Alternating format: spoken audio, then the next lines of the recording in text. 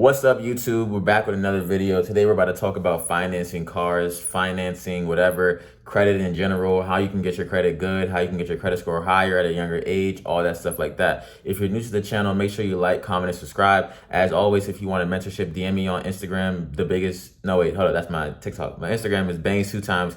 My TikTok is the biggest Chico, but I can't receive DMs on TikTok. I wish I could, honestly. I wish I could talk to you more, but it requires me to follow people back just to DM, and I don't really know half the people, and I don't want to be following back people who are weird or whatever, and with all that stuff like that. So just follow me on IG, DM me on IG. Let's get it started. But anyways, let's get back into this video. Let's get things rolling. So first things first. If you're looking to get good credit, the number one way, honestly, in my opinion, and my videos are mad straightforward, no chit chat. So if you want to really get your credit starting off, if you're young, if you're probably 18 or maybe you're even older to this video, but if you're young, I'm starting with the young people and older people.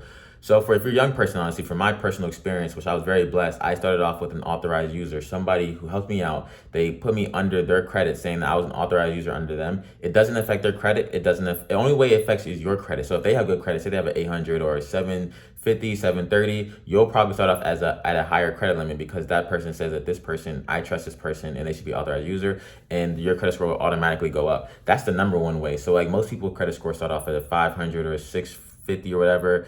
My credit score started off at a 690, which pretty much can get you approved for anything. And at the time when I first started my credit, I was averaging $30,000 a month. So like I said, I probably could have got approved for anything I wanted. I don't see where it would stop at to be making $30,000 at 20 years old. No, I was 19 or I was 20, 19, 19, 20. I think it was 20 at the time.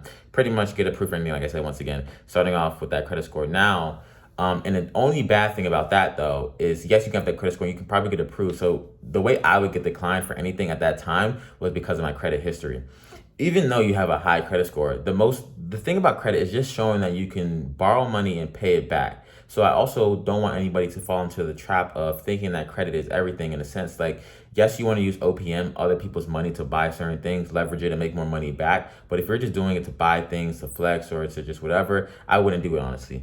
But if you're using it, if you want to use cash back as well, definitely, if you're first starting out, try to get a cash back card, 1%, 2%. I think it stops around like 5%. But if you can get a 1% cash back, you can get a couple extra bucks back. Even though you may not use it for anything big, that's still money. You can save it up as well. So last year, I saved up about $1,000 cash back from the beginning of the year to the end of the year. Now that may not seem like a lot of money, but to me, $1,000, and to anybody else, I think $1,000 would be a lot. And to just get that money back for like pretty much nothing, and getting that money back for spending money, I mean, hey, that's pretty good money. $1,000, I just used it. I don't know what I bought with it, whatever.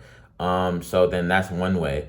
The second way is to get a credit card. If you do start off low, try to get one credit card. Never do too many inquiries. That's where your credit gets to mess up. That's where I started out in the beginning. When I did have high credit at that time, like at a point where I had like cool credit, and I was pretty much just applying for a lot of stuff. Don't do that, honestly.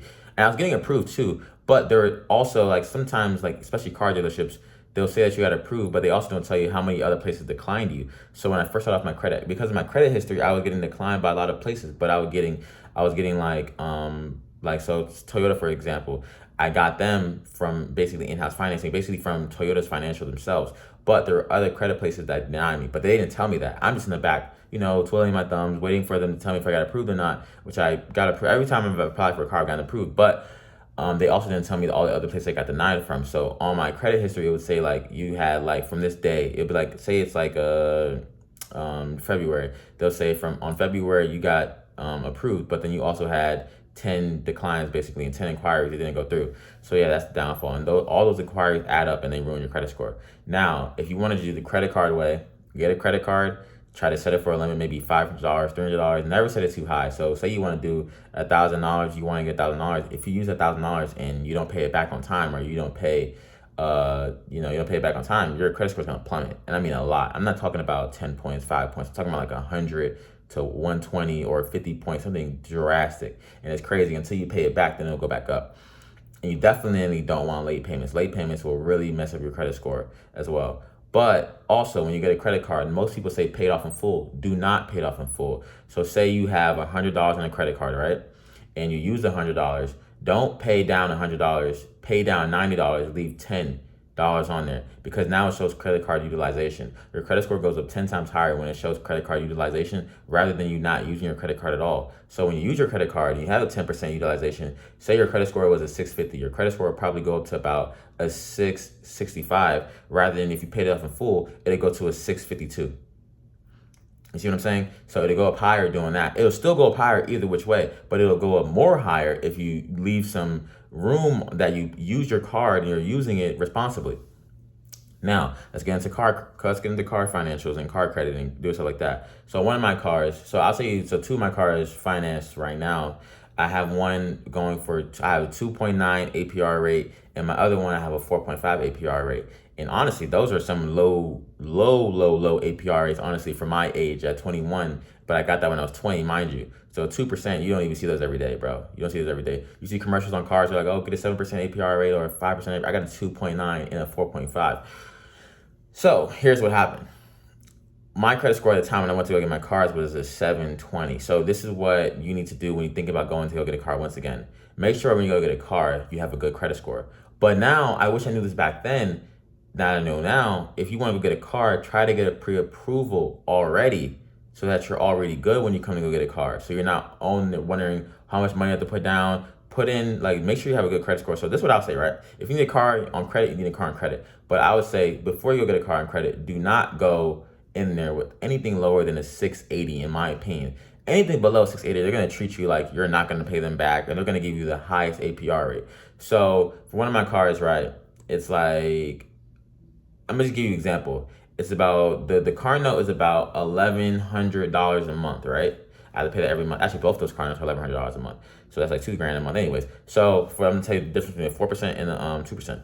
So one of those is $1,100 a month. But the interest that's taken off of the 2% one is $300. So they're technically getting an extra $300 a month because of the interest of 2.9. So imagine if you had a 15% APR rate or something like that. They'll probably be getting back an extra $1,000 to $1,500 a month.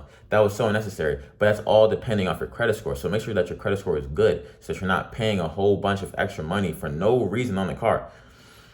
Also, make sure that you have good credit history. If I was you, wait 6 months of using your credit card responsibly. If you're a young guy, 6 months of using credit card responsibly, and then go try to apply for a car. Now, if you're older and you want to get your credit better, make sure that you delete all your hard inquiries. Make sure you delete your soft inquiries. You can either pay somebody for this or you can do it yourself. Go submit a dispute. Write a letter to the credit bureaus. We have 3 major credit bureaus. We have TransUnion, Equifax, and Experian.